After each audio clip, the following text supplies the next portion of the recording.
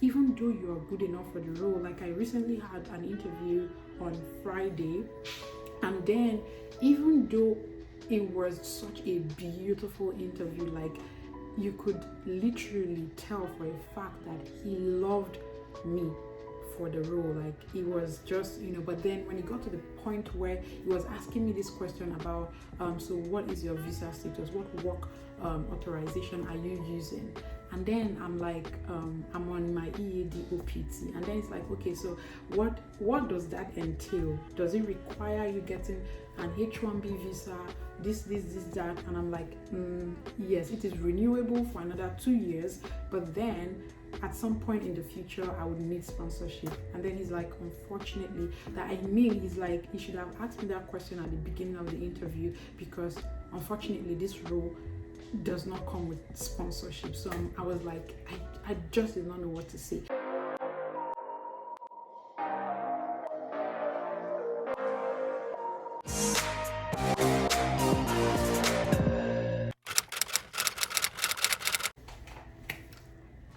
Hey guys, welcome back to my channel. If you're seeing me for the first time, you're welcome, and I hope this is not going to be your last time, so please consider subscribing to my channel and becoming part of this family. And to my returning subscribers, thank you so very much. I'm so excited. Thank you for your support so far, and I can't wait to continuously have all of us in this corner. Okay, so guys, my name is valeenovarah, and I share my experiences here as an international student in the United States of America. So you see things about my lifestyle, basically college lifestyle and everything in between. So if this is something that you find interesting, then please do well to consider subscribing and become a part of this family. Now guys, before we move into today's video, I'm just going to be telling you that I have a Telegram community for aspiring and current international students. So if you want to be a part of that community, click the link in my description down below and join my Telegram group, so you can meet with other aspiring and current international students and also have a one-on-one access to me as well. Secondly, I have a mailing list, so for you to join that mailing list, click the link in my description down below, so you are a part of those who receive my newsletters. And these newsletters are basically never heard before stories about my life here in the USA and resources that do not make it to YouTube, discounts, hacks, tips and tricks that do not make it here to YouTube. You will find it by becoming a subscriber to my mailing list. The link to that mailing list as well is in my description down below. Then the third thing, please consider following us on all of our social media platforms. I'm going to be dropping the handles somewhere on the screen, so please do well to subscribe and follow us on all of our social media platforms. Also engage with this content, ask your questions in the comments down below. If you have a video request, also leave them down below as well. And if you have a question, you are the person that you're more of the private type, you can send me an email as well, or you can book a consultation with me as well, and I'll be very glad to help you achieve your study abroad dreams. Okay, so in today's video, I'm going to be talking about my journey. You guys know I've already started this job search series in the USA. So I made a video about the struggles of finding a job as an international student. I think I already made a video about how my experience so far with recruiters and what you should expect, and how it is like finding a job and being ghosted by a recruiter. And I've also, this is the third in that series. So in today's video, I'm going to be talking about my journey, life after graduation, 6 months after graduation. I graduated in December, right? In December 11, 2020. And this is like January, February, March, April, May. So almost 6 months. And I am yet to find a full-time job. Yes, it is what it is. So I just want you guys to know that it is important for you to ensure you are subscribed to this channel, because I share everything here. I don't take anything back. Even if it is a good news, if it's a bad news, I share it with you so that you know what it is like, what you are getting into. And even if you're going through any of such things that I am going through, you also know that you're not in it alone, right? Because we can be, I can be your 5 and 6, and you can be my 6 and 7, whatever. So that's basically what it is. So I graduated in December, and I started, applying to jobs sometime in October, August-ish, at the start of the fall. But unfortunately, I haven't been able to find a full-time job as we speak. Guys, I can tell you for a fact that I have applied to over 400 jobs. And I'm not joking. Over 400 jobs. I mean, I should be saying over 500 jobs, because on LinkedIn alone, I think I've applied to over about 200 jobs on LinkedIn, and I applied to Indeed. I am up, my profile is like I have my profile set up in over 10 to 20 job sites. So if my profile is set up in 10 to 20 job sites, and if it is too small, I have applied to at least 50 jobs in each of these job sites. So let's say it is 10 job sites. So 10 job sites times 50, that's already 500.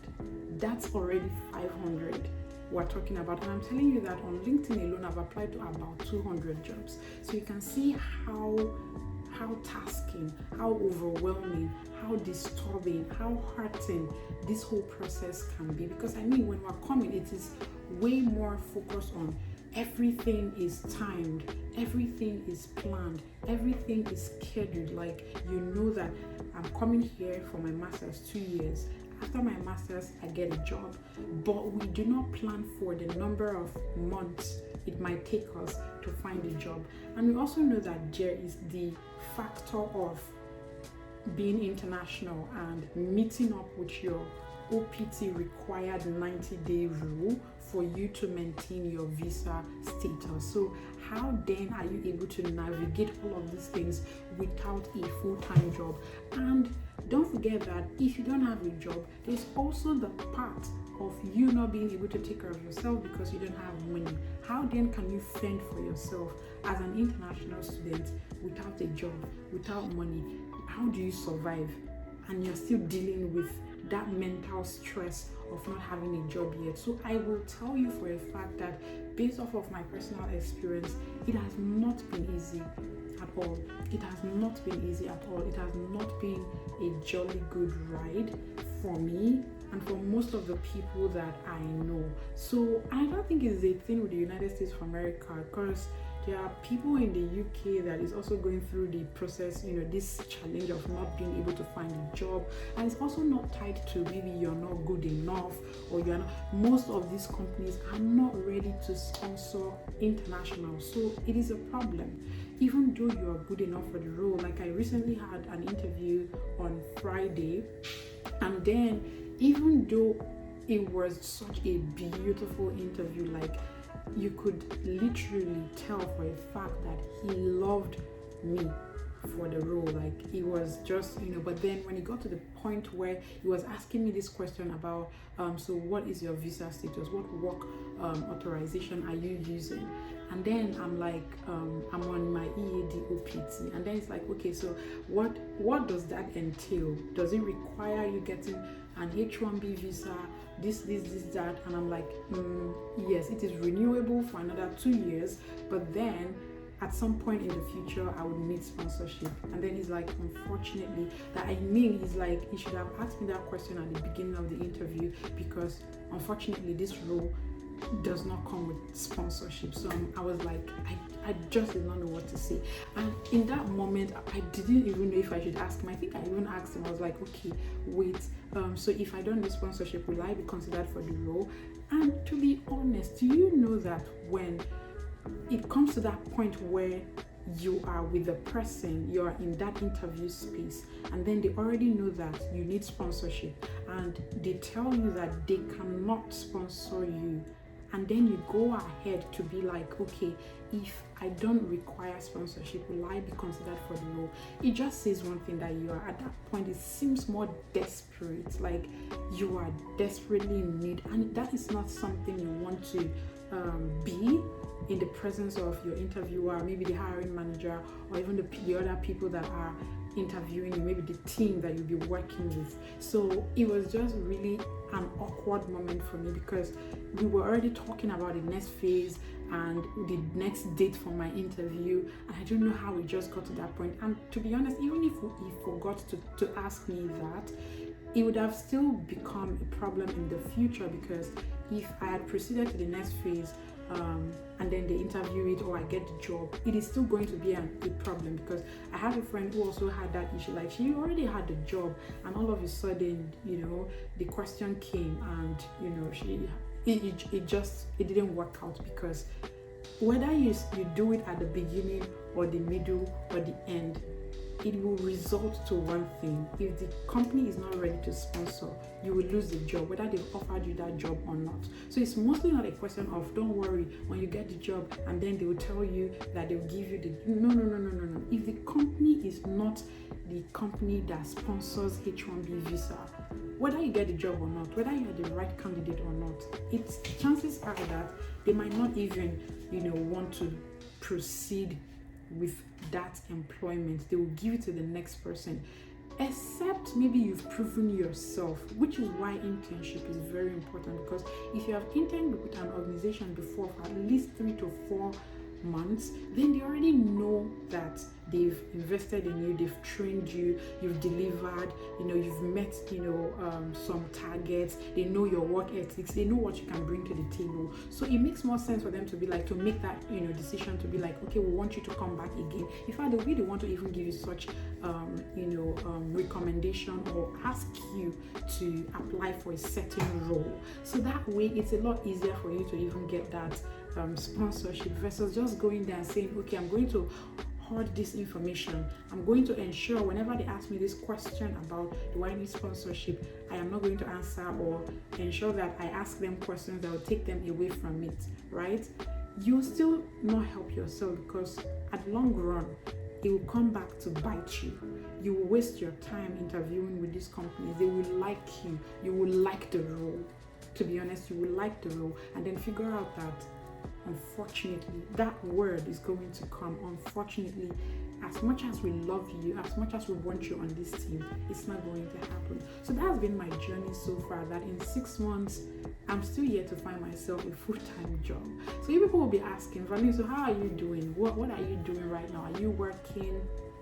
How are you able to maintain your visa status? Because I know most of you will be wanting to know that. So if you want me to make a video explaining how I was able to maintain my visa status, especially the 90-day period or deadline or rule, then let me know in the comments down below, and I'll make a video about that as well for you people. Okay, then if you also want to know more about different kinds of job that you will find here in the States, or the different kinds of recruiters that you will see, or even the questions that you can ask recruiters when they reach out to you, and how you can better market and sell yourself as a job seeker or something, let me know as well. And if you have more questions, as it pertains to finding a job, life after graduation, or anything of that nature, let me know as well. If you want to know the job sites that